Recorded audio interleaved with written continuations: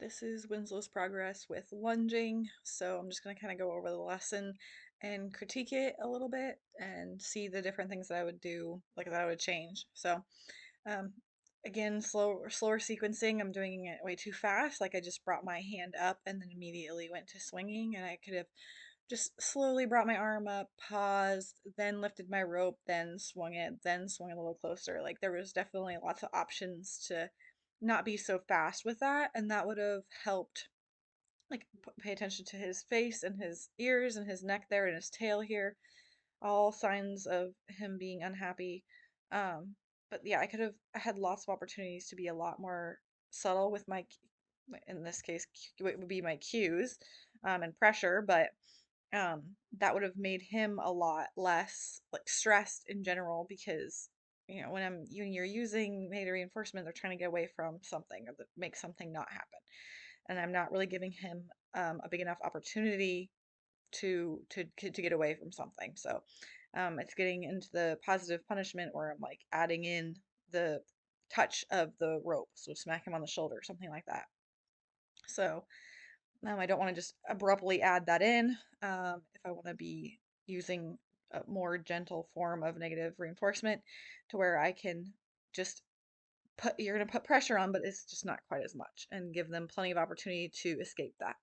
So he definitely could use a lot more opportunity for that. So, you can see he's still confused on the lunging just in general. Like he gets stuck, he doesn't go forward. He is trying to differentiate between the yielding the hindquarters and going forward. And then here I'm desensitizing him to the rope. He's looking out the gate the whole time, and that's been pretty consistent. This whole series is he's looking for somewhere else to be, and I think that's super important when using negative reinforcement.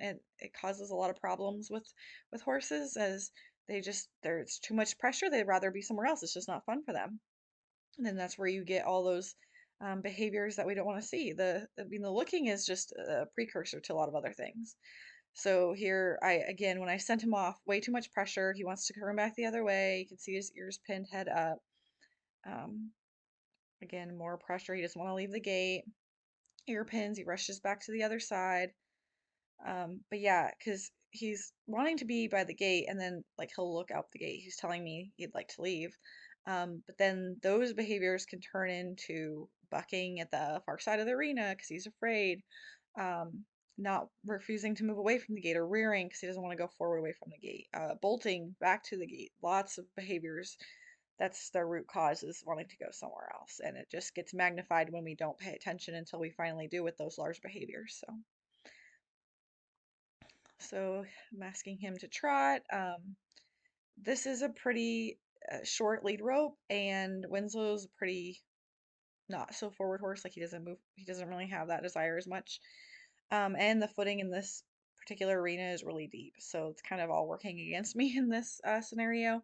So I should have had a longer lead rope, and possibly like if I was going to use a whip or something like that, that probably would have been easier because this is just shortening my rope even more to use the end of it. There he got really close to me, so at the time you're like, okay, well I want him to get him out of my space, so that's positive punishment. I'm adding in a bunch of pressure and smacking him on the shoulder. And then you can see how irritated he is when doing that. Really, it's my job to set him up so that he doesn't end up so close to me.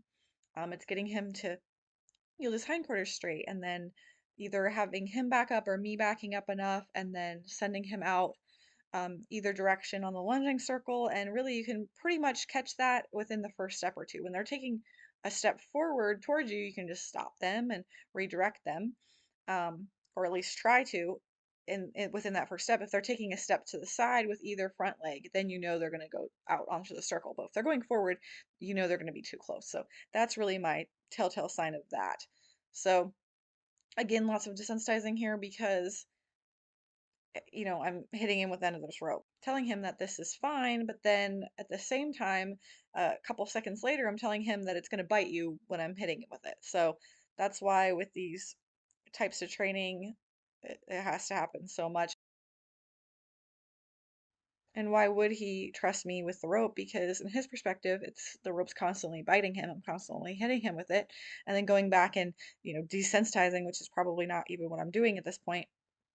Um, so then that's where you get a horse that's never really comfortable because he never knows what that thing means. Is it going to chase him or is it going to just touch him? And lots of the times, like with this throwing the rope on him here, they're not comfortable with that either because I've held him there. He can't leave. He doesn't have a choice in the matter. So they can just be stuck. And then, so if your desensitizing isn't working, that's probably why.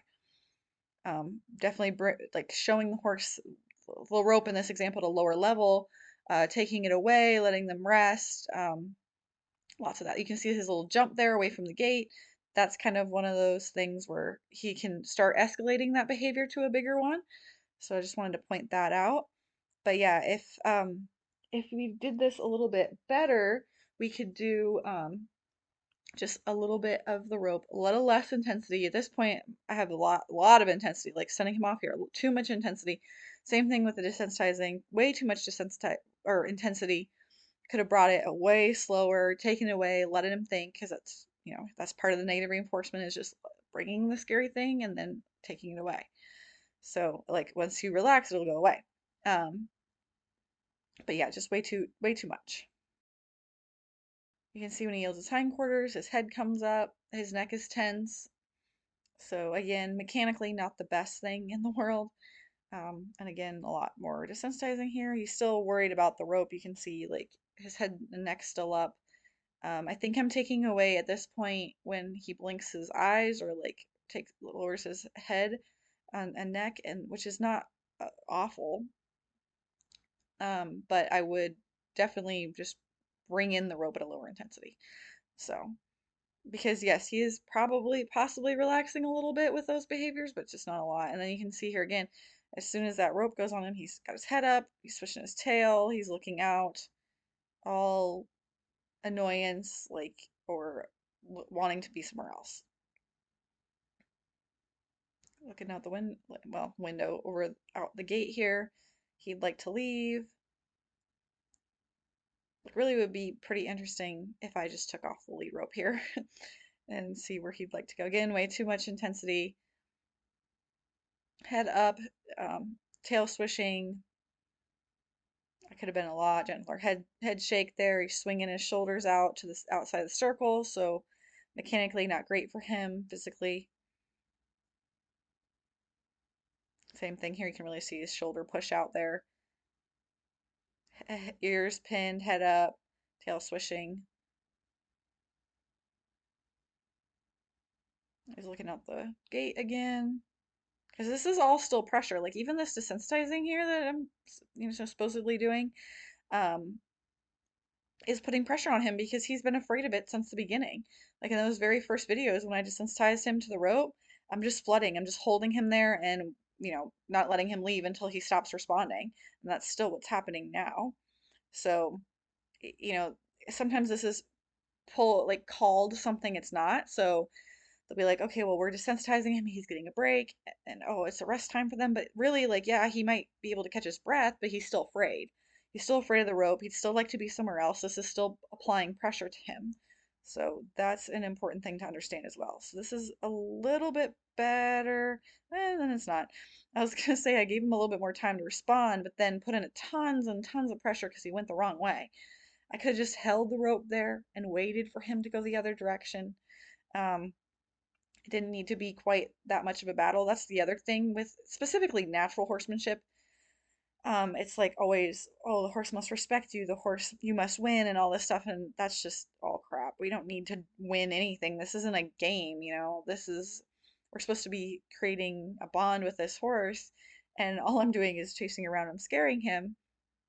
There is no game to win. That's not how it works. He's just confused here. And I'm putting pressure on him. He's trying to run away from it. That's all it is. If he knew the right answer, he would give it to me because he doesn't want his head bumped on. He doesn't want his shoulders hit with the end of the lead rope. Those are things horses do not want. They're not playing games and trying to push you around and dominate you. That's not how it works. So again, lots of just running around unbalanced and then being tight and tense while I toss the rope on him. So really, I mean, not much of an improvement